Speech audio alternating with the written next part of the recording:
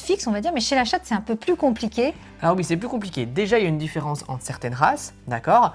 Il y a une différence et un impact important de l'environnement. Et puis après, il y a le cycle sexuel donc le cycle des chaleurs chez la chatte qui n'est pas le même que chez la chienne.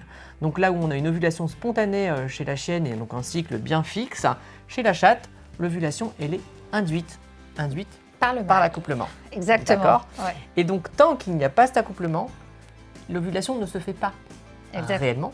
Et donc du coup, les chaleurs ne se terminent pas réellement, Ouais. schématiquement. Donc c'est pour ça que ça fait des chaleurs qui sont beaucoup plus rapprochées. Alors il y a des races qui ont des chaleurs particulièrement proches comme les siamois. Voilà, de toute façon, le cycle des chaleurs est beaucoup plus rapproché chez la chatte. Et puis après, il y a cette ovulation induite. Voilà, je voulais justement montrer. Alors Rita, si tu te pousses un tout petit peu, je vais montrer le cycle justement.